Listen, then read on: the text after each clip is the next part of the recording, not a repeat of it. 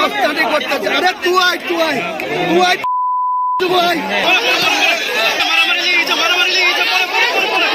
মস্তানি করতেছে। আরে তুই আয় আরে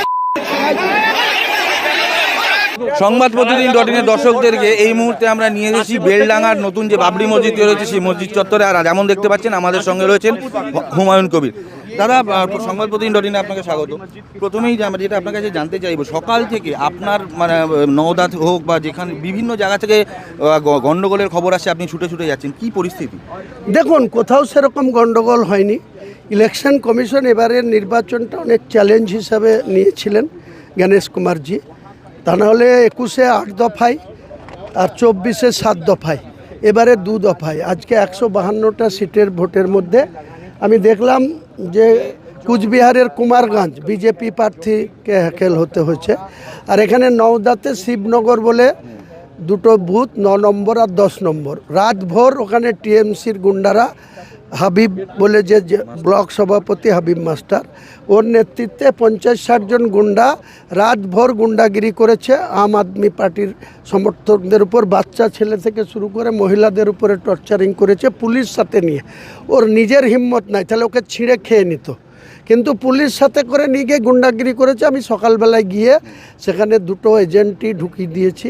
তারপরে যখন বেরিয়ে আসছি তখন দেখা যাচ্ছে ও 30 মিটারের মধ্যে ওর সান্ডা বান্ডা পুলিশ সাথে করে আমার উপরে অ্যাটাক করেছে। আমি পাল্টা প্রতিরোধ করেছি। আমার কাছে সেন্ট্রাল ফোর্স আমার সিকিউরিটিতে ডিপ্লয় ছিল, তাই আমি বেঁচে গিয়েছি।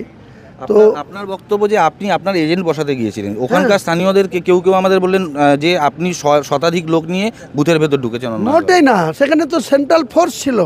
সেন্ট্রাল ফোর্সের অনুমতি নিয়ে আমি ঢুকেছি। যে আমার এজেন্ট ঢুকেনি, 2 জন এজেন্টকে আমি বসিয়েছি। সেখানে সাইনা মমতাজও প্রেজেন্ট ছিল ওই ভেতরেই।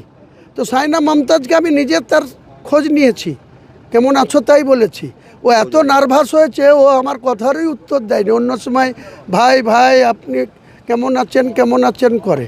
সে আজকে তাকে আমি নিজের সৌজন্যতার খাতিরে তাকে ওই বুথের ভিতরে যখন কথা বলেছি, সে নিজে এত নার্ভাস দেখাচ্ছে।